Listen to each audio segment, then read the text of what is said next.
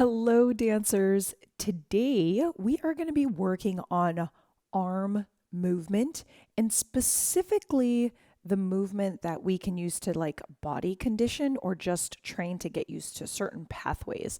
So I've noticed I've been getting a lot more questions or just a lot more um, yay, I'm glad you did arms.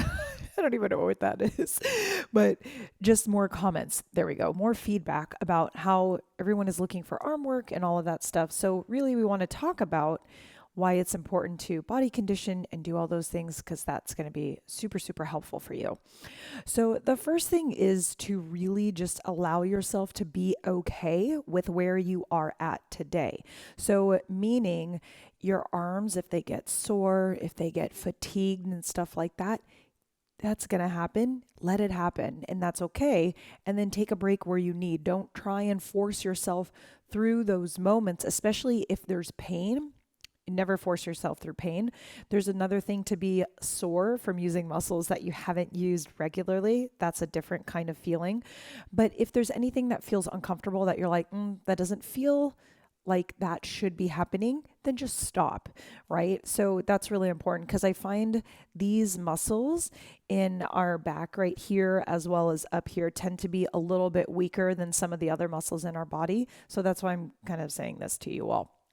So the first thing and the first concept I want to really get like home to you and really push through is that your posture is really, really important when you do arm work. If you don't pay attention to your posture while you do arm work, you're really working from a place of like this. And then you're going to wonder why arms feel weird or why they don't look the way you want and all of that stuff. So when you're doing work with your arms specifically, and actually anytime you dance, but really paying attention to posture is going to affect your arm work. So you really want to lift from the chest cavity here to make sure it is off the lower half of your body, which is really important. But not only lifting your chest cavity off the front, but also keeping an open space in the back. A lot of the time when we think open, we do this, right? And then what ends up happening is you're collapsing the space between your bottom rib and the top of your hip in the back area. And that's not going to be good either. So instead of thinking about just lifting your body like this, which will completely affect your arm work, you need to think up and even slightly forward. And then what will happen is instead of just coming and kind of leaning back like this, when you think up and forward, you'll get this lift actually up off the body. The other thing too to think about is keeping your back long. So there's the space between your bottom rib and your upper hip here that it's kind of just meaty tissue right here that needs to be open as much as possible. So that way you get this length when you're working with your body. So I'm really pushing upon this because we manipulate our arm work from the back and we move through the fingertips to get all this movement. It doesn't start from the bicep tricep area and move like this. We're really moving from the middle back and the shoulder blades on how to create length and opposition and really this length and this look that you're particularly going for. So that's why I'm really pushing upon this because if you're doing this, your body one is going to be effed up and you're going to feel super uncomfortable. But the other thing too is you're not going to get the right technique because you're starting off in the not right position. So first off, posture, boom, length of the back. The second thing I've already alluded to, which is you start your arm work from the middle of your back. So as you're here working on your arm work right here, think about this middle part in between your shoulder blades. And one of the exercises you're going to do with me right now is just getting clear on manipulating that part of the body. So when I used to work with a personal trainer, we would start using and isolating some of these muscles. So when I did upper back work, lower back work, mid back work, I could start to feel the difference in the activation of my back and then how much that really comes into play when we dance. So the first thing I'm going to have us do is just start to kind of wake that area up so that way you know what I'm talking about. So the first thing is to really think about having your shoulders away from your ear as much as possible, creating as much negative space here when you do this exercise. What you're going to do is just place your arms out like you normally would in your open second position, and then you're going to bring the shoulder blades together and then release. And then bring them together and then release. And what you're aiming to do is imagine that you're holding a pencil in between your shoulder blades. So you're trying to pinch the shoulder blades together in order to hold that pencil, and then you're going to pull away. So when you pull away, it's really relaxing the shoulder blade. Okay, so you're like in and then out. Bring it in and then out. And try and keep that negative space. You don't want to be doing this, right? We're not doing this. It's really this horizontal movement where you're like sliding your arms and your shoulder blades along a particular path. So now the shoulder blades actually are manipulated differently. They'll come down and in or up and out, and they'll move in that way. But the idea of them sliding in is what you want. So you have this pinching motion and then fully relax out, pinch, pull out. And when you pull out, really think about extending and reaching out to the corners of your area. Okay, so you're going to have it in and then out and then in and then out. And then as you're doing that, be mindful if you get tired or not, and then relax, roll it out, shake it out, and allow yourself to be where you are today. And then you're going to build up that stamina. Yeah. So we have in and then out and then in and out. And from the side with your posture in place, right? In and out, in and out. From the front, it'll look like in and out here. So now the next thing that you're going to do is you're going to just take only one side. We're going to relax our left side and only do the right side. In, out, in, out, in, out, in, out. 1, 2, 3, 4, 5, 6, 7, 8. Other side. In, out, in, out, in, out. And you should feel that shoulder manipulating and really contracting in the middle of your back, or I'm sorry, in the upper middle of your back. In, out, 5, 6, 7, 8. Great. So now what you're going to do is just roll everything out. So we're just really being mindful of how we can get great arm work by doing some just arm exercises and body awareness, right? Okay, and then roll it forward. Oh, that feels so good. So the other thing that's going to help you relax this area, I found, is to contract the muscles in which we tend to really tighten, which is this like sternocleidomastoid right here and our traps. Like all of this stuff gets super tense right here, to just tighten everything and then relax it. Because you want to feel that difference in your body of like contraction, release. So go ahead and do that with me if you're not already. And release, contract, release, contract, release, contract, release. From the side, it looks like contract, release. And I'm bringing them up towards my ear. Contract, release, this like over emphatic shrug, right? And from the back, up, release, up, release, up, release. So your muscles should be pretty awake and open, if not already slightly fatigued, which is totally fine. It may actually help you in this arena. It's kind of like doing a cycling class right before you want to work on shimmy, because your legs are like totally shot and exhausted. So you're just like, oh, everything's so loosey-goosey, and then you have the best shimmies of your life. And this is one of those areas where you're just bringing this awareness.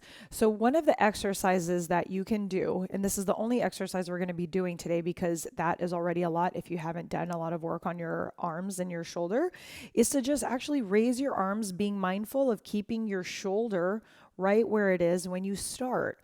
So instead of going like this, that's really over dramatic, but I want you to get the idea of like, you know what I mean? How the shoulder comes with it. So what's going to happen is place yourself in your posture. All of this area is awake, right? Because we just did all those exercises. As you raise your arm, you're not going to think about raising your arm to the side like this. You see how it's completely in line with our body? We just don't typically move our arm like that because after a while it gets uncomfortable.